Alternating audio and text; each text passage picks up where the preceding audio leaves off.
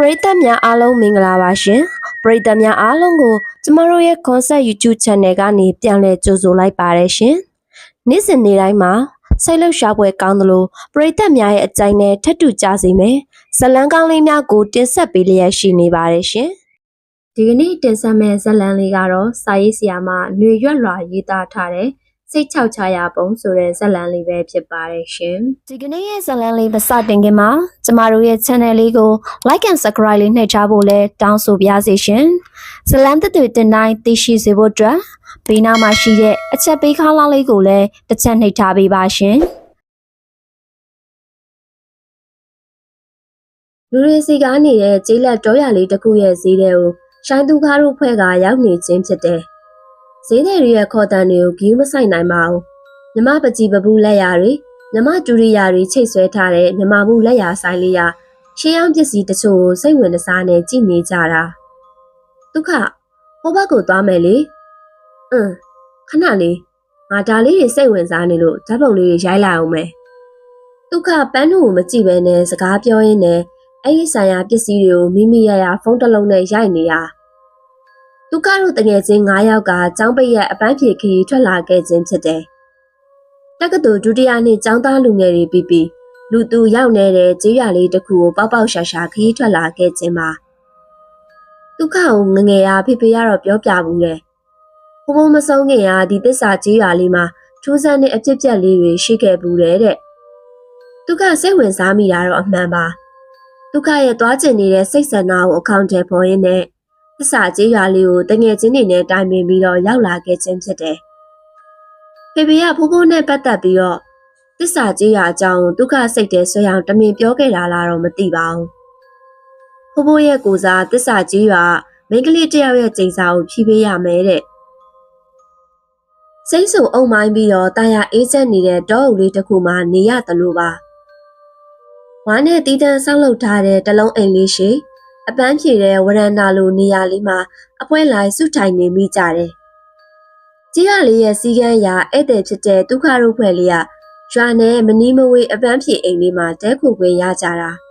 ။အဖိုးကျတဲ့သူဟာသစ္စာကျွေးရမှာနေခဲ့ဘူးတာတကြောင်ဒုက္ခကိုအထူးဆန်းလုပ်ပြီးတော့ရွာသူရွာသားတချို့ဟာလာကြည့်တတ်ကြတာ။တိုင်းရင်းသားလူမျိုးတစုဖြစ်တဲ့သူတို့ဘာသာစကားတွေနဲ့ပြောရင်တော့ဒုက္ခရုပ်ဖွဲ့နားမလည်ပါဘူး။မသိပေမဲ့လည်းလာကြည့်တဲ့သူမှတ်သမျှကိုပြုံးပြနေရတော့တာဒုက္ခနေ့ရဲ့ဖိုးဟာဒီကျေးရွာမှာဘလောက်ကြာအောင်နေခဲ့လို့အတိတွေကအဲ့လောင်ပေါ်နေရတော့သူကနေ့ဖွားနဲ့မြို့မှာအိမ်အောင်ကြပြီးတော့မကြောက်ငငယ်ရွယ်နဲ့ဒီတစ္ဆာကျေးရွာမှာပဲစုံသွားတာဆိုပန်းလူအမေကိုဒုက္ခတပ်ပြင်းတစ်ချက်ရှိုက်လိုက်ပြီးတော့ခေါင်းခါလိုက်မိတယ်စိတ်ဝင်စားစရာတော့အမှန်ပဲဒုက္ခရေထင်တယ်တော့ရိုးရှင်းမှမထင်ဘူးနော်ထူးသေးရဲ့အပြောကိုမုံမှန်နဲ့ရွက်ဝါတို့ကထောက်ခံတယ်လို့လည်းကြည်ကြတာပန်းလူတို့ပြောရင်လည်းပြောချင်စရာပါရွာကိုရောက်တာနဲ့ဒုက္ခရဲ့အဖိုးနာမည်ကိုကြားလိုက်လေအားတင်းတင်းမျက်လုံးတွေနဲ့ကြည့်ပြီးတော့ကျေးရွာလူကြီးစီကိုသတင်းပို့ပြီးတော့ရုပ်ရုပ်တဲတဲဖြစ်သွားကြတဲ့အဲ့လူတချို့ကိုကြည့်ပြီးတော့အတူဆန်ဖြစ်ခဲ့ရသေးတာဒုက္ခတို့ကိုဂယုတဆိုင်နဲ့တရားမဲ့နေရာလေးကိုလိုက်ပို့ပြီးတော့အစားတောက်ကစပြီးရွာရဲ့ဓလေ့ထုံးစံတွေတိုင်းအိမ်တိုင်းဟာဟင်းဒုက္ခစီချက်ပြီးတော့ဒုက္ခတို့စီကိုဗန်းလေးတွေကင်ပြီးတော့လာပို့ပေးကြတာချစ်စပွဲရင်ကျေးလွတ်နဲ့ဓလေ့လာတော့မပြောတတ်ပါဘူးဒုက္ခတို့ပေါ်ဆက်ဆံတာနဲ့နဲလွန်တယ်လို့ထင်မိတယ်ထူးခြားတာတိုင်းသားဝတ်စုံလေးတွေဝတ်ပြီးတော့ထမင်းလာပို့တဲ့မိန်းကလေးတချို့ပါဒုက္ခကိုမြင်ရင်မရဲတရဲကြည့်တတ်ကြပြီးတော့မျက်နှာလွဲပြီးထွက်သွားတတ်ကြတာဒဇိန်တရားမို့လို့ထင်ပါတယ်အကိုလေးတို့ဒုက္ခတို့နဲ့မနီမဝေခက်လန်းလန်းလေးရုတ်တရက်ခေါ်တန်ကြောင်ကြည့်လိုက်မိတယ်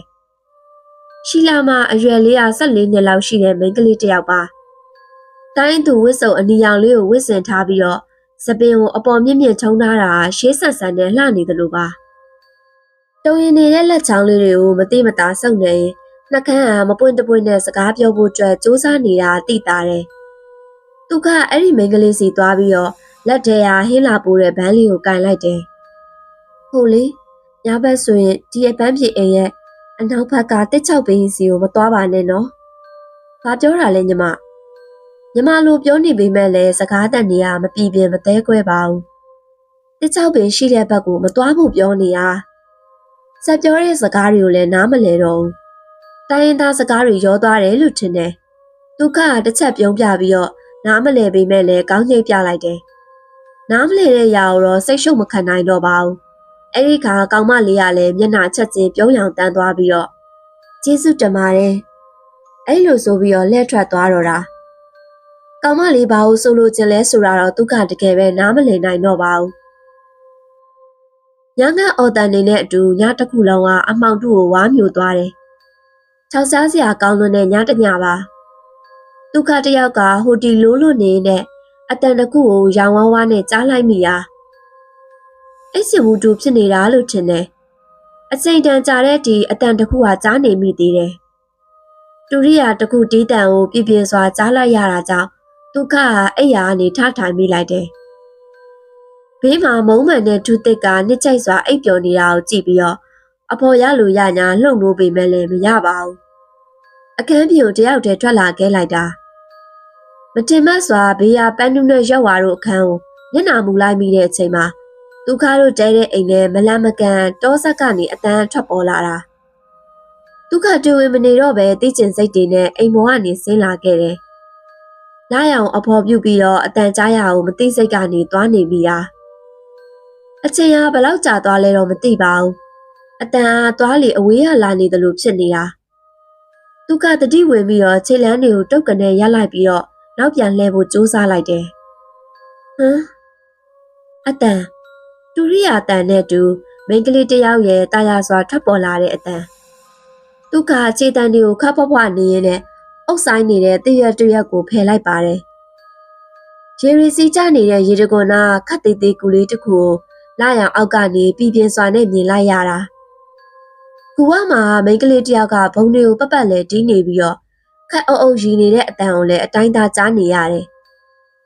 အိမ်မက်လားတကယ်လားတော့ဒုက္ခဝေခွဲမရပါဘူးရင်တွေကအတိုင်းစားမဲ့ခုံလာပြီးတော့အဲ့ဒီမိန်းကလေးမျက်နှာကိုလည်းတေးသေးချာချာနဲ့မြင်ခွင့်ရကျင်လာတယ်လာရအောက်မှာဘုံတွေတီးပြီးတော့တခိခိဟီမောနေတယ်အဲ့လိုသဘောကျနေတဲ့သူမကိုကြည့်ပြီးတော့ဒုက္ခရဲ့စိတ်တွေကထိမ့်ချုပ်နိုင်စွမ်းမရှိတော့ပါဘူးအဲ့ဒီမိန်းကလေးကိုလည်းတေးချစွာကြည့်ဖို့အတွက်နိကတ်စာသွားဖို့သူစူးစမ်းလိုက်တယ်အဲ့ဒီချိန်မှာသူ့ရဲ့ဘေးနာကိုဘုတ်ခနဲ့တန်းတဲ့တူတစုံတစ်ခုကပြုတ်ကျလာတာကြောင့်အတန်ကြားရဘက်ကိုသူလှည့်ကြည့်မိလိုက်တယ်။တပေကန့်ရှည်တဲ့တစ်ကိုင်းကြောက်ကြီးတစ်ခုပြုတ်ကျလာခြင်းပါ။အာဘာများလဲလို့ကွာ။ तू ကလည်းအဲ့ဒီလိုညင်းညူလိုက်ရင်လည်းတစ်ဖက်ကိုပြန်လှည့်လိုက်တဲ့ချိန်အဲ့ဒီကောင်မလေးကဂုံနားမှာရှိတဲ့တစ်ပင်နောက်ကိုဝင်ပြီးတော့ပြက်ကွယ်သွားတော့တာ။သူကမိအောင်လိုက်ကြည့်ပေမဲ့လည်းအဲ့ဒီကောင်မလေးကိုမတွေ့ရတော့ပါဘူး။ရှင်ထဲကမောဟိုက်သွားတယ်လို့လည်းခံစားလိုက်ရတယ်။တစုံတရာကိုဆုံးရှုံးလိုက်ရတဲ့ခံစားချက်မျိုးပါ။အဲ့ဒီကောင်မလေးကိုလည်းဟိုးရင်တဲကနေရင်းနှီးကျုံးဝင်ခဲ့တယ်လို့မျိုးခံစားနေရတာ။နောက်ညတွေကျရင်တော့မဖြစ်ဖြစ်တဲ့နီးနဲ့ကောင်မလေးကိုရအောင်ရှာမယ်လို့တွေးလိုက်ပြီးတော့သူ့တဲခိုတဲ့နေရာလေးကိုတိတ်တဆိတ်နဲ့ပြန်လာခဲ့တော့တာ။နောက်တနေ့မနက်ခင်းမှာရွာထဲကိုလက်ပတ်လိလာဖို့အတွက်တငယ်ချင်းတွေအကုန်နိုးလာခဲ့ပြီးမဲ့လည်းဒုက္ခတယောက်ကနင်းနေချက်ဆိုင်နဲ့အိပ်ပျော်နေသေးပါဟဲ့အောင်ဒုက္ခရေးထတော့ကွာမနေ့၈နာရီအောင်ကြော်နေပြီရွာထဲကိုသွားဖို့နေမြင့်နေပြီကွာမုံမှန်ကဒုက္ခကိုတင်းနှုံလို့လိုက်တော့တာဒုက္ခတယောက်ကလည်းဟိုကနေတီကိုလူးလက်ရင်းနဲ့မျက်လုံးကိုအသာရဖွင့်ကြည့်လိုက်တယ်အေးပါကွာမင်းကလည်းထပါပြီအရင်ကငါတို့တက်ဝရိယကောင်းတဲ့ကောင်အခုကြမှာမင်းကဘလို့ဖြစ်တာတော့ကွာမုံမရဲ့စကားကိုထူးသိက်ကလည်းအေးလေနှိုးလိုက်ရတာလေကာလနဂါကြနေရပဲညမင်းမအိပ်ရလို့လားအဲ့လိုဝင်ရောက်ထောက်ခံပြောဆိုလိုက်တော့တာအာမဟုတ်ပါဘူးကွာတောတောင်ရဲ့တဘာဝရာသီဥတုလေးတွေကြောင့်ငါနှစ်ရှာရှာအိပ်ပျော်သွားတာပါဒုက္ခကတငယ်ချင်းတွေကိုအဲ့လိုပြောလိုက်ပြီးတော့ညာသူတွေ့ကြုံခဲ့တာတွေကိုခြံလက်ထားခဲ့လိုက်တယ်အဲ့ဒီနေ့မှာရွာထဲကိုလဲပတ်ပြီးရွာရဲ့ရိုးရာဓလေ့တွေကိုတငယ်ချင်းတွေအားလုံးဟာတက်တက်ကြွကြွနဲ့လေ့လာနေပြီမဲ့လေဒုက္ခတယောက်ကတော့ငငိမ့်ငန်ငန်နဲ့ညအဖြစ်ပြက်တွေကိုပဲစဉ်းစားနေမိတာညမိန်ကလေးကဘယ်ရပါလဲအဲ့ကူနားမှာမြန်နေရလားဒီညတော့မျက်နှာချင်းဆိုင်တွေ့ရဖို့ကြိုးစားမယ်ကွာသူတယောက်တည်းတီးတိုးရေရွတ်နေမိတယ်အဲ့ဒီချိန်မှာသူ့ရဲ့ပြုတ်မှုတွေကိုရိတ်စားမိသွားတဲ့ရွက်ဝါဒ သူ့ရဲ့နားကိုတိုးကပ်လာတယ်ဟဲ့နင်ဘာတွေဖြစ်နေရလဲတယောက်တည်းငုံငိုင်ငိုင်နဲ့နင်တခုခုကတခုခုပဲနော်ငါ့ကိုပြောဘာဖြစ်နေရလဲအဲ့လိုလားပြောတော့တာ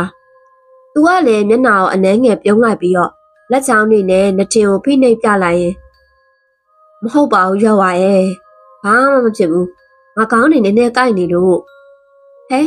အဲ့ဒါဆိုရင်ခဏနေစောစောပြန်လာကြမယ်လေဟုတ်ပြီလားဆက်လက်လာနေလေစိတ်မပါတော့မဲ့အတူတူရောက်ဝပြောတဲ့စကားကိုပဲကောင်းကြီးလက်ခံခဲ့ပြီးတော့သူတို့နားနေရတလုံးအိမ်လေးစီကိုပြန်လာခဲ့ကြတယ်အဲ့ဒီညတငယ်ချင်းတွေစောစောအိယာဝင်ဖို့အတွက်သူနေမကောင်းတာကြောင့်နားတော့မယ်လို့အကြောင်းပြလိုက်တယ်တငယ်ချင်းတွေကလည်းလူမစုံတော့တာကြောင့်အဲ့ဒါဆိုရင်ငါတို့လည်းနားကြတော့မယ်လေမနေ့ပြန်မှပဲဒီကိစ္စတွေဆက်ဆွေးနေကြတာပေါ့အားလုံးကစကားစားဖြတ်ပြီးတော့လူစုခွဲလိုက်တော့တာမကြခင်ညနေလာတဲ့အခါအကုန်လုံးကအိမ်မော်ကျနေပြီမဲ့လေသူကတယောက်ကတော့တူရိယာတိခတ်တန်းကိုပဲနားဆွင့်လို့နေမိတယ်အဲ့ဒီချိန်မှာမျော်လင့်နေတဲ့တူရိယာတိခတ်တန်းတက်တဲ့ကိုကြားလာရတာကြောင့်အတန်ရှိရာဘက်ကိုခတ်တွတ်နဲ့ထွက်လာခဲ့မိတယ်ပတ်ဝန်းကျင်တစ်ခုလုံးကလည်းပေါင်မဲလို့နေတယ်တောတောင်ရိပ်တွေနဲ့မို့တစ်ချက်တစ်ချက်တိုက်ခိုက်လာတဲ့လီကရင်ထဲကိုတလက်လက်နဲ့အေးစိတ်လိုနေပါတယ်မနေ့ညသူရဲကြည့်နေတဲ့နေရာကိုရောက်ဘုံတွေတီးနေတဲ့မိန်းကလေးကိုထပ်မံမြင်တွေ့လိုက်ရပြန်တယ်သူမရှိတဲ့နေရာကိုသွားမယ်လို့မိန်းကလေးငယ်ကဘုံတွေနဲ့ခက်လန်းလန်းမှရှိတဲ့တစ်ပင်နာကိုရောက်သွားတော့တာအဲ့နေရာကနေသူ့ကိုခက်စိမ့်စိမ့်ပြုံးပြရင်းနဲ့လက်ရက်ခေါ်နေတယ်တပန်သူလည်းတစ်ပင်စီသွားဖို့အလို့မိန်းကလေးငယ်ကတစ်ပင်ရဲ့အနီးကကိုကနာကိုရောက်သွားပြန်တာအဲ့ဒီနာကနေသူ့ကိုဆူဆူကြီးစိုက်ကြည့်ရင်းနဲ့ဒေါသထွက်နေတဲ့ပုံနဲ့လက်ညှိုးထိုးပြနေတာသူ့ရဲ့စိတ်တွေကအယမ်းပဲလေးလံလာတယ်စက်သိန်းနေနဲ့တပြန်းပြန်ထလာတယ်လို့ပါပဲဘာပဲဖြစ်ဖြစ်အဲ့ဒီကိုရအောင်သွားမယ်လို့တွေးလိုက်ပြီးတော့ကိုကမိန်းကလေးစီကိုပြေးဖို့ပြင်လိုက်တဲ့ချိန်ဘောင်းမီအိတ်ကတဲရဖုန်းဟာရုတ်တရက်ထမိလာတယ်သူကချက်ချင်းဖုန်းကိုချလိုက်ပြီးတော့ဆိုင်းလဲလှုပ်လိုက်တဲ့ချိန်အဲ့ဒီကောင်မလေးကမနေညလိုပဲပျောက်ကွယ်သွားပြန်တယ်ဘယ်နေရာမှမတွေ့ရတော့အဲ့ဒီချိန်ဒုက္ခရဲ့ပကုံးအေးဆက်နေတဲ့လက်တစ်ဖက်ကညင်သာစာနဲ့စုပ်ကိုင်းလိုက်တယ်ဒုက္ခခေါင်းတွေကြီးပြီးတော့အနောက်ကိုလှည့်ကြည့်မိလိုက်တယ်ဒုက္ခအမလေးလက်မနေနဲ့နင်ရလေငါတို့အော်ခေါ်နေရမကြောက်လားတရားလုံးကလေနင့်ကိုမီးတုပ်တွေနဲ့လိုက်ရှာနေကြတာညာကြီးတကောင်ကိုတဲတဲ့နေရာရွာပြင်တောဆက်နာအိမ်မှာနင်မို့မကြောက်မလန့်နဲ့ဟဲ့ဒုက္ခကပန်းတို့ကိုတွေ့ဝေးစွာတစ်ချက်စိုက်ကြည့်ပြီးတော့ချက်ချင်းဆိုသလိုဘုံတွေတင်းနေတဲ့မိန်းကလေးကိုတတိယလာပြီးရေတကွန်နာအပြေးလွှာထွက်ရှာလိုက်မိတယ်ရုတ်တရက်တော့ပျောက်ကွယ်မသွားပါနဲ့လားကောင်မလေးရဲ့သူအဲ့လိုမျိုးတွေးတောနေမိတာမိတော့လေးအောင်တချို့နဲ့တူရွာသားတချို့ရောက်လာတဲ့အခါတပြင်းတစ်ချက်ရှိုက်လိုက်ပြီးတော့တငယ်စိတ်တွေလည်းဝင်လာတယ်အဲ့ဒီမိန်းကလေးကိုသူကထပ်ပြီးတွေ့ရပါအောင်မလားစိတ်ထဲမှာလည်းအယံဝမ်းနေလာမိတယ်အဲ့ဒီချိန်ခြေဘဝမှာခူလူခူလူဖြစ်နေတာကြောင့်တစ်ချက်ငုံကြည့်မိလိုက်တယ်ခြေဘဝမှာနင်းမိထားတဲ့စတိုးလေးတစ်ခုအဲ့ဒီစတိုးလေးကိုညင်သာစွာကောက်ယူလိုက်ပြီးတော့အဲ့ဒီမိန်းကလေးရဲ့အမတ်တရပစ္စည်းပဲဖြစ်မယ်လို့တွေးပြီးတော့ဘောင်းမီအိတ်ထဲကိုမတိမတာနဲ့ထည့်လိုက်တယ်ပြီးရင်စိုးရင်တကြီးကြည့်နေတဲ့ရွာသားတချို့တန်းသွားပြီးတော့တောင်းပန်စကားဆူလိုက်တော့တာစိတ်ပူအောင်လုံးပြီးလို့အားလုံးကိုတောင်းပန်ပါတယ်စိတ်မပူနဲ့လူငယ်လေးလာအချိန်ကလည်းလင့်နေပြီတစ်ချောက်ပင်သားမှာနေလို့မကောင်းဘူးအိမ်ကိုပြန်နားကြမယ်ဖန်းနူဒုက္ခလက်ကိုကိုင်းရင်အိမ်ပြန်တဲ့လမ်းဘက်ကိုရှောက်လာလိုက်တယ်နေနောက်ဆိုရင်ရှောက်မသွားနဲ့နော်တရားလုံးကသွေးပြတ်ပြီးတော့လန့်တည်ကြတော့မယ်ဒီရေတကွန်ဆိုရင်လေညဘက်ဘသူမှမသွားရဲကြဘူးတရေရှိတယ်လို့လည်းကြားတယ်ဒုက္ခပန်းနုစကားတွေကိုတိတ်မကြားရပါဘူး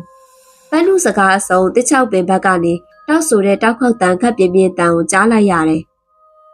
ပြီးရင်မိန်းကလေးတယောက်ရဲ့ရှိုက်တန်ဂျာခုနကမိန်းကလေးတယောက်ရဲ့တီးတိုးရှိုက်တန်လားသူ့ရဲ့တွေးတွေကဝေဝါးလို့နေတယ်မောင်မထသေးဘူးလားမောင်တော့အိတ်မနေနဲ့တော့ဒုက္ခကအဲ့ရတဲ့ကနေထထိုင်လိုက်မိရဲ့မသိရင်ဘေးရတယောက်ယောက်ကနှိုးနေတယ်လို့မျိုးပါစိတ်ထဲမလုံသလိုဘောင်းမီအိတ်ကတဲနှိုက်ကြည့်လိုက်တဲ့ချိန်တခိခိအတန်နေနဲ့တူစတိုးလေးတစ်ချောင်းပါလာတာကိုတွေ့လိုက်ရတယ်ဒုက္ခအံ့အားသင့်စွာစတိုးကိုစိုက်ကြည့်နေတဲ့ချိန်မုံမှန်တဲ့ဒုသစ်ကအခန်းထဲကိုဝင်လာပြီးတော့အဝတ်စားလဲကြတယ်ဒုက္ခမနက်စာစားဖို့ရွာထဲကိုသွားမယ်လေဒ ဒုက္ခဟာဘာစကားတခုမှမဆိုနိုင်ဘူးမုံမှန်ရဲ့စကားအစုံထူးသစ်ကဒုက္ခလက်ထဲဟာစတိုးကိုဆွဲယူလိုက်တယ်စောနာရွာလူကြီးငါတို့ကိုလာပြသွားတဲ့တစ်ချောက်ပင်ရဲ့အသားဆိုလားမသိဘူးမုံမှန်စတိုးကိုယူပြီးတေချာစိုက်ကြည့်လိုက်ရင်ဒုက္ခရဲ့စိတ်တွေကလေးလံလို့လာတာမိသားဘယ်ရရလဲဒုက္ခမဖြေခင်မုံမှန်နာမည်တစ်ခုကိုအော်ခေါ်လိုက်တော့တာပန်းနုနဲ့ရော့ဝါအခန်းထဲကိုရောက်လာတယ်မုံမှန်ကစတိုးကိုပန်းနုရဲ့လက်ထဲကိုပေးလိုက်တော့တာဒါတစ်ချောက်ပင်ကအသားနဲ့လောက်ထားတဲ့စတိုးမဟုတ်လားအဲ့ဒါဆိုရင်ရွာလူကြီးပြောသွားခဲ့တာတွေဟာအားလုံးကဒုက္ခကိုအာအသင့်တဲ့မျက်လုံးတွေနဲ့ကြည့်ပြီးတော့တယောက်မျက်နှာတယောက်ကြည့်နေကြတယ်ရွာလူကြီးရဲ့အပေါ်တက်အောက်တက်မှာတိုင်းရင်သားရွာသူရွာသားတွေနဲ့ပြည့်နှက်လို့နေရတစ်ချောက်ပင်ဆိုတာတစ်စုံတစ်မျိုးပဲလူတယောက်တည်းရှိတဲ့ချိန်ဆိုရင်လေသူကလူကိုစကားပြောတယ်တေချာပြောပြရင်ညီးတာပေါ့ကွာတစ်ချောက်ပင်ကတစ်ကောင်းတစ်ခုကိုအိမ်ဆောက်တဲ့နေရာမှာသုံးမိခဲ့ရင်အဲ့ဒီအိမ်ကအချောက်ခံရအောင်ဒီတစ်ချောက်ပင်နဲ့လှုပ်ထားတဲ့စတိုးလူလေးကဘယ်ရခဲ့တာတော့မင်းညာဘာတွေမြင်ခဲ့တာလဲမဟုတ်သေးဘူးလူလေးဘာတွေဖြစ်ခဲ့လဲကျွန်တော်တူရိယာတန်တစ်ခုကိုကြားခဲ့တယ်ဘလို့တူရိယာတော့ဘုံတန်မိန်းကလေးရောက်တီးနေတဲ့ဘုံတန်တယောက်တစ်ပေါက်နဲ့အတန်တွေကစူညံသွားတော့တာအဲ့ဒီမိန်းကလေးကိုရောလူလေးမြင်ခဲ့လားသူကဟာတပ်ပြင်းတစ်ချက်ကိုမတိမတာနဲ့ရှိုက်ပစ်လိုက်တယ်ကျွန်တော်အဲ့ဒီမိန်းကလေးကိုမြင်ခဲ့တာ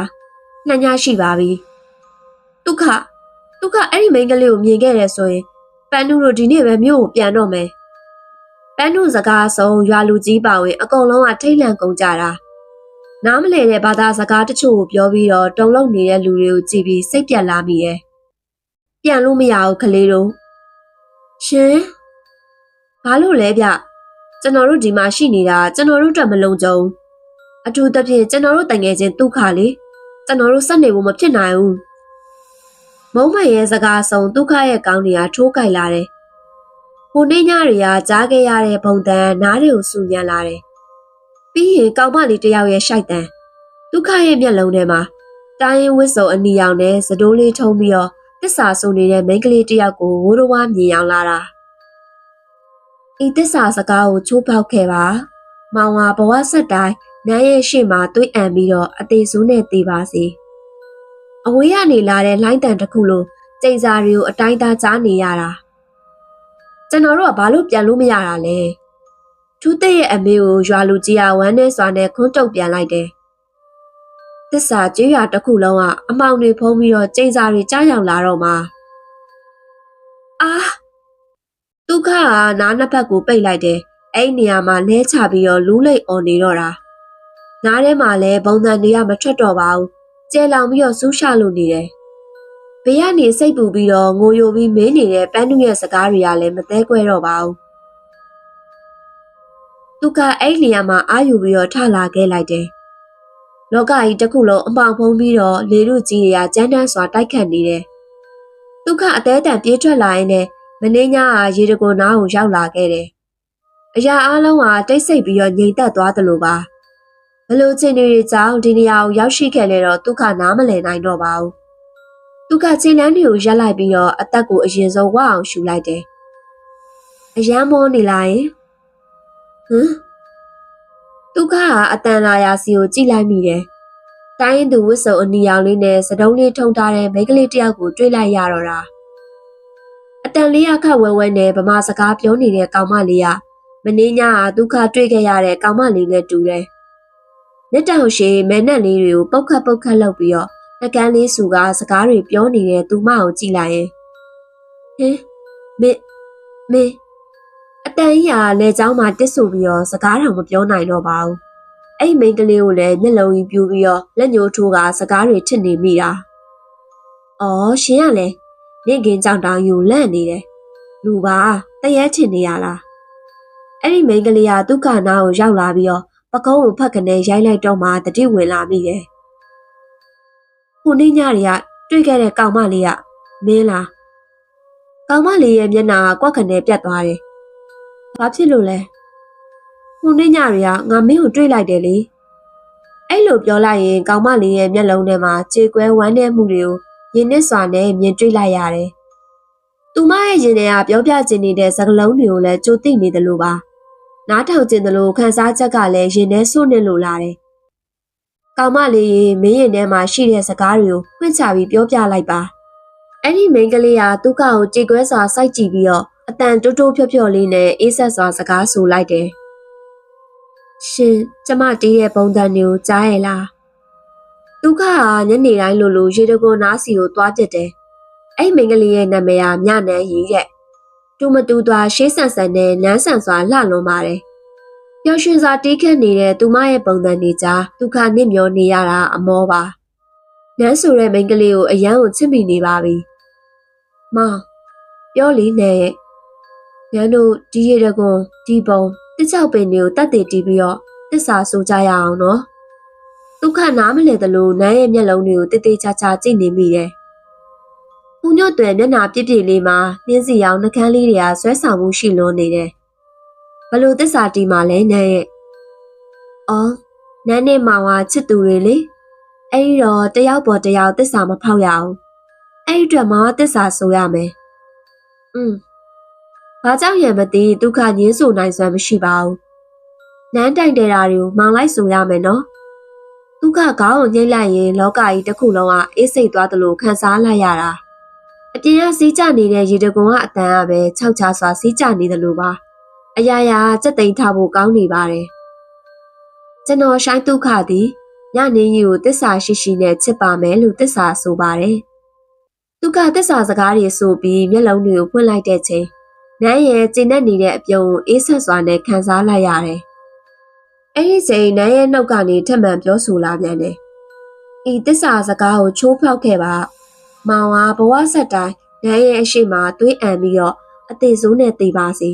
။အဲ့လိုဖြစ်စွကြိမ်စာကိုကြားလိုက်ရတဲ့ချိန်အမျိုးမြင်မသိတဲ့ဝေဒနာကြီးကိုခံစားလိုက်ရတဲ့သူလိုဖြစ်သွားတာ။တမကောင်းခြင်းတမိတ်တွေဖြစ်လာတော့မယ်ဆိုတဲ့အသိမျိုးပါ။အဲ့ဒီနောက်မှာနန်းသူမရဲ့အေးဆက်နေတဲ့လက်တစုံနဲ့ဒုက္ခရဲ့လက်တွေကိုစုပ်ကိုင်ပြီးတော့သူမအမြဲတီးခတ်နေတဲ့ပုံတွေကိုထိတွေ့စေတော့တယ်။ဒီပုံတွေကလေလွန်ခဲ့တဲ့နှစ်50ရာဆရာကြီးတယောက်ကစီမံခဲ့တာမောင်ရဲ့။နန်းမြမဒူရိယာတွေနဲ့ပတ်သက်ပြီးတော့တိတ်မသိဘူး။ဒါပေမဲ့နန်းကစတေးခံခဲ့ရတယ်။နန်းဘာတွေပြောနေရလဲ။နန်းကစီးကျလာတဲ့မျက်ရည်တွေကိုဒုက္ခမမြင်အောင်လို့ဖယ်လိုက်တယ်။တစ်ချောက်ပင်ရဲ့အောက်မှာလေအယိုးစုတွေရှိတယ်။အရေးကြီးတာမောင်နှန်းကိုတစ္ဆာဖောက်သွားလို့မရဘူးဒုက္ခမျက်လုံးတွေကိုဖွင့်ကြည့်ပါအောင်လားဒုက္ခရဲ့ဒုက္ခအားယူပြီးတော့မျက်လုံးတွေကိုဖွင့်ကြည့်လိုက်တယ်စိတ်ညှို့ခံနေရတာနဲ့တူတယ်တိုင်းသားဝတ်စုံအဖြူခေါင်းပေါင်းဖြူမုတ်စိတ်မွေးဖြူဖြူနဲ့တိုင်းရင်သားဖိုးကြီးတယောက်ကခေါင်းရမ်းပြီးတော့ပြောလိုက်ခြင်းပါကျွန်တော်တို့ပြန်မယ်ပြောတဲ့နေ့တွေကတတိလက်သွားတာဆရာကြီးညဆိုရင်လေကျွန်တော်တို့ရွာသားတွေနဲ့တယောက်တစ်လက်စီအလှည့်ကျစောင့်နေရအဲ့လိုစောင့်နေရတဲ့လေ तू ကပျောက်သွားတာပြန်လာတိုင်းလည်းအဲ့ရထဲမှာရေတွေတကူလုံးရွှဲနေတာဒုက္ခကိုကဲမဲ့နေလည်းမရှိတော့ဘူးလားကျွန်တော်တို့ကိုကူညီပါအောင်ဆရာကြီးရဲ့မုံမှန်ရဲ့စကားဆုံးပန်းနုနဲ့ရောက်ဝါတို့ကရှက်ကြီးတငယ်နဲ့ငိုတော့တာဒုက္ခအားလုံးမြင်နေကြားနေပေမဲ့စိတ်တွေလွတ်နေတယ်လို့ခံစားနေရတာနောက်ဆုံးတနည်းလမ်းပဲရှိတော့တယ်ဒီညမှာဒုက္ခကိုညာနှမ်းရည်စီရလေးပြန်လူရမယ်အဲ့လိုတန်ကိုကြားလိုက်တဲ့ချိန်မှာပန်းနုဟာစီးကျလာတဲ့မျက်ရည်တွေကိုဖယ်လိုက်တယ်စိတ်ကိုအားတင်းလိုက်ပြီးတော့ဟုတ်တယ်ပန်းနုလေးဒုက္ခကိုရအောင်ကဲမယ်ကမကောင်းခြင်းတွေဖြစ်မလာပါစေနဲ့လို့ပဲဆုတောင်းနေမိကြတယ်ဒုက္ခစိတ်တွေလေးလံလို့နေတယ်နေ့လယ်ကတစ္ဆာကြီးရာလူတွေပြောတဲ့စကားတွေကိုပြန်လဲကြားရောက်နေမိတာဒီညကဒုက္ခအတွက်နောက်ဆုံးဆိုပါလားခတ်တိုးတိုးရှိုက်တန်တဲ့တူကြေကွဲစွာတီးခတ်နေတဲ့ပုံစံတွေကိုလည်းကြားနေရတယ်နန်းငုံနေတာများလားဒုက္ခကချက်ချင်းဆိုသလိုကြောပေးပြီးတော့ဘုံတွေကိုစိတ်ဆိုးစွာတီးနေတဲ့နန်းကိုဆွဲလဲလိုက်တော့တာနန်းငုံနေတယ်အေးဆက်ခန္ဓာကိုယ်တစ်ခုဟာဒုက္ခရဲ့ရင်ခွင်ထဲကိုတွန်းဝင်လာတဲ့ချိန်ပျော်ရွှင်ခြင်းတွေပျောက်ဆုံးသွားပြီးတော့အထီးကျန်သလိုခံစားလာရတော့တာမငိုပါနဲ့နန်းရဲ့မငိုပါနဲ့နော်လွန်ခဲ့တဲ့နှစ်50ရာလေတစ္ဆာကြီးရောင်လူငယ်တယောက်ရောက်လာခဲ့တယ် တူရိယာတွေကိုချစ်ညံ့လို့တဲ့ကြေးရသူကြေးရသားတွေအတွက်ကန်ဆိုခြင်းနမိတ်တွေကိုခေါ်ဆောင်လာခဲ့တဲ့သူပေါ့သူဟာတစ္ဆာကြေးရတဲ့မိန်းကလေးတစ်ယောက်ကိုစတေးဖို့စီစဉ်ခဲ့တာဘာကြောင့်လဲဆိုတော့အဲ့ဒါလှုပ်ဝက်ချက်တစ်ခုတဲ့အဲ့မိန်းကလေးကိုစတေးတစ္ဆာကြေးရဆိုတဲ့လူသူအရောက်နေတဲ့စိတ်ချောက်ချားတဲ့ပုံလူတွေရန်နေကကွယ်နိုင်မှာတဲ့အဲ့လူငယ်နဲ့စတေးခံရမယ့်မိန်းကလေးတို့ကမြစ်တာတက်ဝင်ပြီးတော့တစ္ဆာဆိုခဲ့ကြတာလူငယ်ကစတေးခံရမယ့်ကောင်မလေးပုံတစ္ဆာရှိပြီးတော့ဖောက်ပြန်ခဲ့ရင်တော့ကောင်မလေးနဲ့အတူတူသေပေးရမယ်ဆိုတဲ့ကတိပဲမောင်တို့အခုရောက်နေတာကလေလူတွေနေတဲ့ပုံမဟုတ်ဘူးစိတ်ချောက်ချားရပုံစိတ်ဝိညာဉ်တွေရဲ့ထွက်ပေါက်ရပုံပဲသူကစိတ်တွေချောက်ချားလာမိရဲ့နန်းပြောတဲ့စကားလုံးတွေကိုလည်းနားမလည်နိုင်တော့ပါဘူးဒီပုံရဲ့တရေတွေရလေနန်းရဲ့သွေးသားတွေနဲ့ပါမောင်ရဲ့စတေးခံခဲ့ရတယ်ဆိုတာကလည်းနန်းပါမောင်တစ်ချုပ်ပင်ရဲ့အောက်မှာနန်းရဲ့အယိုးစုတွေရှိရဲ့လွန်ခဲ့တဲ့နှစ်90ခရဲကမောင်ကိုယ်တိုင်နန်းကိုစတေးခဲ့တာလေအခုနန်းနဲ့အတူတူတေပေးရမယ်မောင်မဟုတ်သေးဘူးမင်းငါနာကိုမလာနဲ့မောင်ပဲနန်းကိုချစ်တယ်ဆိုမလာနဲ့သွားသူကချက်ချင်းဆိုသလိုနန်းကိုတွန်းဖယ်ရင်းနဲ့ခြေတလန်းချင်းနောက်ဆုတ်နေမိတယ်ကြောက်ရွံ့မှုတို့ကလည်းထိန်းချုပ်လို့မရပါဘူးစကားတွေဘလုံးမထွေပြောနေအေးဆက်ခတ်တန်စွာပြောင်းလဲလာတဲ့နန်းကိုကြည့်ပြီးတော့ဒုက္ခမျက်လုံးမိတ်ပြီးတော့အော်ဟစ်ပစ်လိုက်တယ်ကြောက်ကမန်းလေးလေးအတန်နဲ့ကြီးတွေနဲ့အတူအမောင်တို့တစ်ခုလုံးကဝါမျိုးသွားရင်းနဲ့ဘသူမှမလွတ်ဘူးမောင်တို့အကုန်လုံးဒီနေရာကိုပြန်ရောက်လာကြမှာအလင်းတန်းတချို့ဟာဒုက္ခရဲ့ကိုယ်ပေါ်ကြားရောက်လာတော့တာကြည်လင်ဝင်ပနေတဲ့အပြုံးနေနဲ့တူပန်းနူဟာဒုက္ခကိုငုံကြည့်လိုက်မိရဲ့ဒုက္ခကိုကြည့်ပြီးတော့ပျော်ရွှင်နေတာကလေးတစ်ယောက်လိုပါပဲနောက်ဆုံးနင့်ကငါပြန်ရခဲ့ပြီဒုက္ခငါလေးနင့်ကိုဆုံးရှုံးမခံနိုင်ဘူးပန်းနူနဲ့တူရွက်ဝါမုံမှန်ထူးတစ်တို့ကိုမြင်လိုက်ရင်အားရင်တွေပြေဝသွားသလိုခံစားလိုက်ရတာငါတို့အိမ်ပြန်ကြမယ်ဟုတ်တယ်ငါတို့အိမ်ပြန်ကြမယ်အကုန်လုံးကခရီးဆောင်ကျိုးဖို့အိတ်လေးတွေကိုလွယ်ပြီးတော့ရှေ့ကိုခရီးဆက်ခဲ့ကြတယ်ခရီးလမ်းတစ်လျှောက်လုံးမှာတယောက်နဲ့တယောက်ဘာစကားတခွန်းမှမပြောကြပါဘူးအပြုံးတွေနဲ့ကိုစီလမ်းလျှောက်နေကြတာဒုက္ခပန်းနုလက်ကိုတင်းကျပ်စွာဆုပ်ကင်ထားရင်းနဲ့စိတ်ထဲမှာအဲ့ဒီလမ်းတွေကိုရင်းရင်းနှီးနှီးရောက်ဘူးနေတယ်လို့ပါထူးခြားတဲ့အငွေ့သက်တွေကိုလည်းခံစားနေရတယ်ရောက်ပြီးသားနေရာကိုပြန်ရောက်နေတဲ့ခံစားချက်မျိုးတွေဖြစ်ပေါ်လာတာအိမ်မက်လားတကယ်လားလဲဝေခွဲမရတော့ပါဘူးတခုခုဖြစ်လာတော့မယ်ဆိုတာကြိုသိတယ်လို့မျိုးခံစားချက်မျိုးပါဒါအိမ်မက်တခုမဟုတ်ဘူးဆိုရင်အချိန်တွေမကုန်ဆုံးခင်ပန်းနုကိုစကားတခုပြောဖို့တော်တော်စူးစမ်းလိုက်မိတယ်ပန်းနုနင့်ငါချစ်တယ်ပန်းနုရဲ့မျက်နှာတစ်ဖက်ကိုမတိမတာလွှဲသွားတယ်သူကစကားကိုပန်းနုရှက်ပြီးတော့မသိအောင်ဆောင်တာလားတနေရာရောက်မှပန်းနုခြေလန်းနေရတုတ်ကနေရက်သွားတယ်ဒုက္ခရှိမှလှပစွာပြုံးပြီးတော့လက်တစ်ပတ်ကိုကမ်းလိုက်တော့တာဒုက္ခကလည်းအယောင်ယောင်မှားမှားနဲ့ပန်းနူရဲ့လက်ကိုစုပ်ကင်လိုက်တယ်တစ္ဆာကြီးရာနေကြိုးဆိုပါတယ်ဒုက္ခနောက်ဆုံးငါတို့နေ့မိုးပြောတဲ့တစ္ဆာကြီးရာကိုရောက်နေပါပြီဒုက္ခကဘေးပဝင်းကျင်ကိုကြည့်လိုက်မိတယ်တစ္ဆာကြီးရာရဲ့ဈေးထဲကိုရောက်ရှိနေတာကိုသိလိုက်ရတာဒါအိမ်မက်လားဖြစ်ပြက်ပြီးသားလားမဖြစ်ပြက်ရသေးတာလားဘာမှလည်းမသေးကွဲတော့ပါဘူးနားထဲမှာလည်းနန်းပြောခဲ့တဲ့မောင်တို့ခုရောက်နေတာလူတွေနေတဲ့ပုံမဟုတ်ဘူးစိတ်ချောက်ချားရပုံစိတ်ဝိညာဉ်တွေရဲ့ထွက်ပေါက်ရပုံပဲအဲ့ဒီစကားတွေကိုပြန်လဲကြားရအောင်ရင်းနေတာကျွန်တော်တို့ဘာတွေဆက်ဖြစ်ကြအောင်မလဲဆိုတာကတော့